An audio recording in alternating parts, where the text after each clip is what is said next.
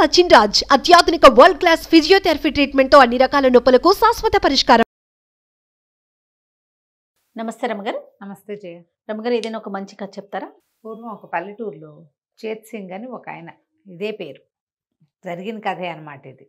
ఎప్పుడో ఒక రైతు ఉండేవాడు, చాలా భక్తి విశ్వాసాలు కలిగినవాడు. ఏదైనా ఒక మొక్క మొలిచి, ఒక పువ్వు వచ్చి, ఒక కాయ వచ్చి, ఒక పండి, అది మళ్ళీ మొక్క మలవడానికి భగవంతుడే కారణమని అతను నమ్మేవాడు చాలా గట్టిగా. మన వల్ల ఏం చేయాలి, ప్రకృతిని గమనించుకుంటూ ఏ పరిస్థితుల్లో ఏ పని చేయాలో ఆ పని చేస్తూ ఉండాలి.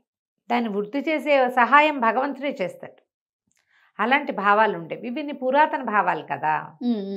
మనం ఏమనుకుంటాం, అన్నీ మనతోటే అవుతాయి అనుకుంటాం. అవును, మనం మంచి గింజ పెట్టాం, టైంకి నీళ్ళు ఇచ్చాం, ఫర్టిలైజర్ ఇచ్చాం, అదేదో ఇచ్చాం, ఇదంతా మనమే చేస్తాం అనుకుంటాం.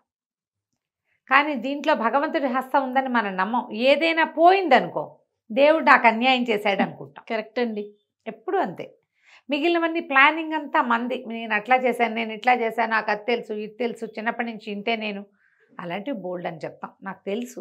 మంచి జరిగితే అది మన గొప్పతనం. ఆ. ఎక్కడైనా తేడా జరిగితే అది పక్కన వాళ్ళు కానీ దేవుడు కానీ, దేవుడు దుర్మార్గుడు. పక్కన వాళ్ళ మీద కూడా తోసేస్తా ఉంటారు రమగారు. అది చాలా మంది చూసేస్తాం. వాడి వల్ల ఇలా జరిగింది, వీళ్ళ ఇప్పుడు వల్ల దైవం వల్ల జరిగింది అనుకో, సడన్ గా పెద్ద పెద్ద వానలు అవి ఇవి వచ్చేసాయి, సడన్ గా ఫ్లడ్స్ వస్తాయి, సునామీలు వచ్చాయి, అప్పుడు భూకంపాలు వస్తాయి. ఇవన్నీ భగవంతుని వల్ల కదా, యాక్ట్ ఆఫ్ గాడ్, భగవంతుని వల్ల అవుతాయి. మనం అదే కదా అనుకుంటాం. అవును, ప్రకృతి వైపరీత్యాలన్నీ భగవంతుని వల్ల జరిగాయి అనుకుంటాం. అయితే ఈయన చాలా శ్రద్ధగా అదని మీద గింజలు విత్తనాలు వేసేవాడు, నారుమడి పోసేవాడు, తర్వాత చక్కగా అన్నీ విత్తేవాడు, చేనుకు కావాల్సిన సహాయాలన్నీ చేసి భగవత్ కటాక్షంతో ఈ చేను నా చేతికి వచ్చిందని నమ్మేవాడు. అయితే ఓ సంవత్సరం అందరూ పొలం పనులు చక్కగా చేసుకున్నారు, అన్నీ తవ్వి దున్నుకున్నారు, తర్వాత గింజలు చేశారు, అన్ని విత్తనాలు మళ్ళీ ఏమంటారు దాన్ని, ఊడుపులు గీడుపులు కూడా అయిపోయినాయి. ఊడవటం అంటే అదే ఏమంటారు, నారుని విడివిడిగా తీసి పెడతారు కదా. మొదటి నారు కుప్పగా వేస్తారు, ఆ కుప్పని తీసి నారుమడి వేస్తారు, ఆ మడిలో నుంచి మొత్తం కుప్పలు తీసుకుని ఒక్కొక్క చెట్టు విడివిడివిడిగా నాటుతారు. ఊడవటం అంటారు. ఊడుపులు, నాట్లు కాదు నాట్లు, మా వైపు ఊడుపులు అంటారు. ఓకే, మొక్క పొడవటం. మా సత్యవతి వాళ్ళ వైపు గులాబీ మొక్క పెట్టినా మొక్క ఊడ్చానంటుంది అది. వరిని ఊడుపు, వరి ఊడుపులు అంటారు. వరి నాట్లు లేదా ఊడుపులు. గులాబీ మొక్క పెట్టినా, టమాటా మొక్క పెట్టినా సరే ఊడవటమే, అదే ఊడ్చాను అంటారు. ఈ ఊడుపు కాదనమాట, దాన్ని వేళ్ళు ఊనుకునేలాగా చేయటం అనమాట ఊడుపు. అయితే ఏమైంది, ఆ సంవత్సరము వర్షాలు పడల, క్రమంగా తేమ లేక, పైనుంచి నీళ్లు రాక, వర్షాధారమే ఆ ప్రాంతం అంతా, పంటలు రాల. సరే ఏం చేశారు, జనమంతా జాగ్రత్త పడ్డారు. ముందు సంవత్సరం ఒడ్లే విసురున వాడేయకుండా కొంచెం జాగ్రత్త చేసుకున్నారు. ఏమిటో రెండో పంటకు కూడా వాన రాలేదు. రాకపోయేసరికల్లా జనాలు బెదిరిపోయారు. జ్యోతిష్కుల్ని, కార్తాంతికుల్ని, వాళ్ళని వీళ్ళని, ఖగోళ శాస్త్రజ్ఞుల్ని, కొంతమంది భూతత్వాన్ని గ్రహించే వాళ్ళని అందరితోటి మాట్లాడించి ఏం తెలుసుకున్నారంటే, మనకి కరువు రాబోతోంది, క్షామం వచ్చేసింది ఇక్కడ, అంటే నీరు లేదు, వాన రాదు. అక్కడి ఇంకో జ్యోతిష్కులు పెద్ద పెద్ద వాళ్ళు, పై దేశాల నుంచి వాళ్ళు వచ్చి 7 సంవత్సరాల పాటు ఇక్కడ వానలు పడవు అని నిర్ధారించారు. జనం బెంబేలెత్తిపోయారు. ఏం తింటాం, అసలు ఏం చేస్తాం, ఊళ్ళో ఉండి గొడ్డు గోదావనే, వాటి గడ్డి గాదం వద్దు, కావాలిగా. ఓ ఏడాది ఎండుగడ్డి ఆ గడ్డి తోటి మేనేజ్ చేస్తారు. 3వ ఏడుకి అయ్యేసరికల్లా మీకు జనుము కానీ వరి కానీ ఎక్కడి నుంచి వస్తే, పండితే ఎండుగడ్డి వస్తుంది, పండకపోతే పచ్చిగడ్డి లేదు, ఎండుగడ్డి లేదు. బయట దేశాల నుంచి కొనుక్కోగలిగే సత్తా రైతులకి, బక్క వాళ్ళకి ఏముంటుంది పాపం. గొడ్డు గోదా క్షీణించిపోయినాయి. దాంతో ప్రజలంతా పై ఊళ్ళకి వెళ్ళిపోవటం మొదలుపెట్టారు. ఈ ప్రాంతాన్ని వదిలిపెట్టి, కరువు ప్రాంతం దీన్ని వదిలేసి పై ఊళ్ళకి, ఇప్పుడు మన దగ్గర కూడా అంతే కదా, భీవండి నుంచి అక్కడి నుంచి ఇక్కడి నుంచి పైకి వెళ్ళిపోయి చాలామంది ఉన్నారు కదా. కరువు ప్రాంతం నుంచి మన తెలుగు రాష్ట్రాల్లో కూడా కరువు ప్రాంతాలు ఉన్నాయి. అక్కడ ఏమి నీళ్ళు రావు, ఏం పండవు, పండించలేరు, వేస్ట్ అయిపోతుంది శ్రమ అంతా. కాకపోతే మన చేత్ సింగ్ మాత్రం పొలం ఎప్పటికప్పుడు పదును చేసి పెట్టుకునేవాడు. గట్టి పడిపోతే ఓ రోజు పొద్దున్నే పోయి పాత గింజలు దాచుకుని కొద్దిగా ఇంతంత అన్నాలు వండుకోకుండా రోజు గంజే కాచుకునేవాళ్ళు. పొలం వెళ్ళి పనిచేసేవాడు. ప్రతిరోజు చేసేవాడు.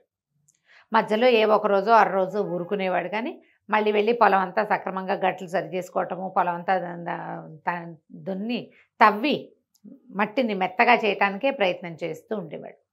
ఊళ్ళో వాళ్ళు ఇది 5-6 చెప్పారు, ఎందుకు వచ్చిన పనిరా, మేమందరం కూలి పనులకి వెళ్ళిపోతున్నాం పై రాష్ట్రాలకి, మాతో వచ్చేసి అంటే అతను వెళ్ళల. చిన్నపిల్లలు అతనికి, ఆ పిల్లల్ని వదిలిపెట్టి అతను వెళ్ళేది లేదు, పిల్లలు అతన్ని వదిలిపెట్టి బయటికి వెళ్ళిపోయేది లేదు. ఇంట్లో వాళ్ళ అమ్మ నాన్న ఉంటే వాళ్ళ చెల్లెలు వచ్చి తన ఊరికి తీసుకుపోయింది. ముసలి వాళ్ళు మీతో పాటు ఏముంటారు, ఏదో కలో గంజో మాతో తాగుతారులే, ఉన్న ఒడ్లు కాచుకుని తాగండి మీరు అని. ఇతను అట్లాగే చేస్తూ ఉండేవాడు. ఏదో చిన్న కాలువ ఉండేది, ఆ కాలువ తోడు నుంచి మంచినీళ్ళు తెచ్చుకునేవాళ్ళు, ఎప్పటికప్పుడు కాలువ పూడికి తీసుకునేవాళ్ళు ఉన్నవాళ్ళు. అయితే ఇలాగా 4 సంవత్సరాలు, 3 ఏళ్ళు అయింది, 4వ ఏడు వచ్చింది. మొదటి 2 ఏళ్ళు వీళ్ళకి తెలుసు, తర్వాత 1 సంవత్సరం పూర్తి డ్రై. 4వ సంవత్సరం ఇతను పొలం దున్నుతుంటే ఒక దారే పోయే దానయ్య కనపడ్డాడు. కనపడి అడిగాడు, ఎందుకయ్యా ఈ దున్నుడు వృధా కదా, 7 ఏళ్ల దాకా వానలు రావు, ఇది 4వ సంవత్సరం, ఇంకా 3 ఏళ్ల దాకా ఇంతేను, వేస్ట్ కదా ఈ పని, ఈ శ్రమ అంతా నువ్వు ఏ పట్టణంలోనో ఇంకో పక్కనున్న పల్లెల్లోకో పోతే శుభ్రంగా చెయ్యి కాలు కుడతాయి కదా, పొట్ట నిండా అన్నం వస్తుంది నీకు నీ కుటుంబానికి, అవునా కాదా అన్నాడు. అంటే చేత్ సింగ్ చెప్పాడు, అవునేమో బాబు, ఈ 7 సంవత్సరాల కథ నేను కూడా విన్నా, కానీ వదిలేస్తే నా నేలకి పదును పోతుంది, నా ఒంటికి అలవాటు పోతుంది. 7 ఏళ్ల తర్వాత వాన వస్తుంది అనుకోండి, అప్పటికి నాకు పొలం దున్నటమే రాదు, మర్చిపోతాను నేను, శారీరక శ్రమ నాకు అలవాటు ఉండదు. ఇప్పుడు శ్రమ అంటే ఆ ఊరు వెళ్ళి బస్తాలు మోసాను అనుకోండి, నాకు అదే వస్తుంది. ఇక్కడ నేను చేయాల్సిన పని ఏమిటి, పొద్దున్నే లేవడం, కట్టడం, ఎడ్లు లేవు, నేనే దున్నుకుంటా.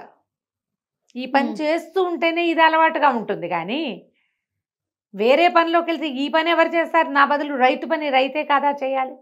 7 ఏళ్ల తర్వాత భగవంతుడు కరుణించి వానలు కనుక కురిపిస్తే మేమందరం అలవాటు తప్పించుకుని ఉంచుకుంటాం కదా. ఆ ఊరు మొత్తం మీద ఒక చేత్ సింగ్ ఒక్కడే వెళ్ళేవాడు అక్కడికి,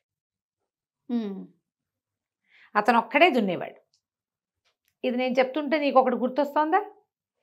బహుశా ఈ కథ నుంచే వాళ్ళని తీసుకున్నారు. ఏంటి రమ్మగారు, నీకు గుర్తు కూడా రాలేదు? గుర్తు రాలేదు రమ్మగారు, ప్రజలకు గుర్తొస్తుంది.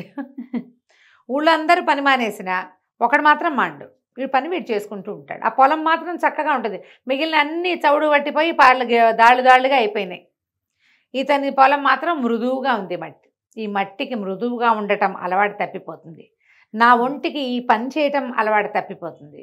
తర్వాత వాన వస్తే అప్పుడు చేస్తానంటే దాన్ని స్వాధీనపరచగలనా నేను? అందుకని నా అలవాటు ఉంచుకున్న, భూమికి అలవాటు ఉంచుకున్న, దేవుడు ఎప్పుడు కరుణిస్తే అప్పుడే పంట పండుతుంది. దేవుడు కరుణించలేదని నేను పని మానేయకూడదు, మన పని మనం చేయాలి అనగానే ఆ దారిని పోయే దానయ్య కాదు, ఆయన వానయ్య, వరుణుడు, ఇతర దేవతల ప్రేరేపణతోటి ఈ ప్రాంతంలో 7 సంవత్సరాల పాటు కురవకూడదని నిశ్చయించుకుని ఉన్నాడు.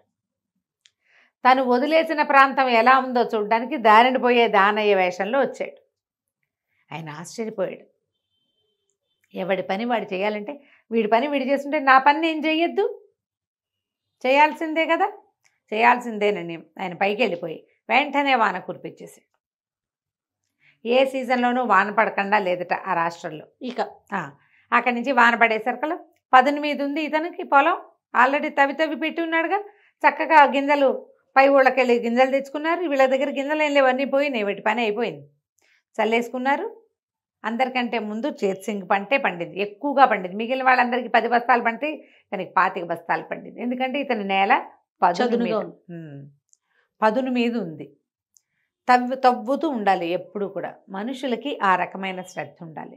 ఏదైనా అవకాశం వచ్చాక కోర్సులు నేర్చుకుంటామంట. ఎస్, ఆ విషయమే రమ్మగారు. ఎగ్జాక్ట్లీ, అవకాశం వచ్చాక అప్పుడు మనం ట్రై చేద్దామంటారు. అట్లా కాదు, నువ్వు ట్రై చేస్తుంటే అవకాశం పికప్ చేస్తుంది. రోజు చదవాలి. పరీక్ష వచ్చినప్పుడు చదువుతాం అనుకోడు. ఈ బ్యాంక్ టెస్ట్లకి వాటికి ప్రిపరేషన్ చేస్తారా, ఆ నోటిఫికేషన్ పడ్డాక అప్పుడు మొదలు పెడతారు. అలా కాదు, మీ బ్రెయిన్ పదునుగా ఉంచుకోండి. భూమి ఎట్లా పదునుగా ఉండాలో బ్రెయిన్ కూడా పదునుగా ఉండాలి. చదువుకున్న వాళ్ళు చేయవలసిన పనే అది. మనకు అవకాశాలు లేవు కాబట్టి ఏ ప్రయత్నము చేయకుండా అలా మందంగా ఉన్నావనుకో, అవకాశం వచ్చినప్పుడు నువ్వు స్పీడప్ అవ్వలేవు, ఎలా అందుకుంటావు? అందుకోలేకపోతాం. అవకాశాన్ని అందుకోవాలంటే నువ్వు యాక్టివ్గా ఉండాలి, శరీరమైనా బుద్ధి అయినా.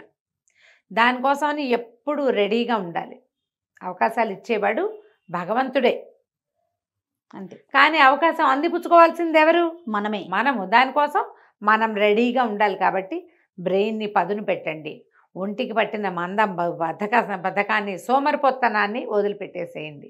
పురాతన కాలపు ఈ కథని ఒకసారి జ్ఞాపకం చేసుకోండి. ఇట్స్ కార్పొరేట్ స్టోరీ ఇది. ఎగ్జాక్ట్లీ అండి.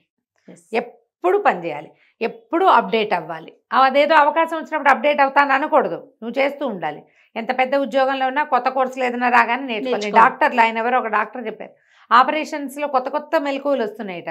పాతకాలం వాళ్ళకి తెలియదమ్మా, మనం ఎప్పుడు అప్డేట్ అవ్వాలి, జర్నల్స్ తిరగేయాలి, పుస్తకాలు చదవాలి, చదవకపోతే మనం అప్డేట్ అవ్వలేము అని చెప్పారు. ఎంత మంచి విషయం, చాలా మంచి కథ రమ్మ గారు. ఎస్, గుర్తొచ్చింది నాకు. రైట్ అండి, నమస్తే. నమస్తే.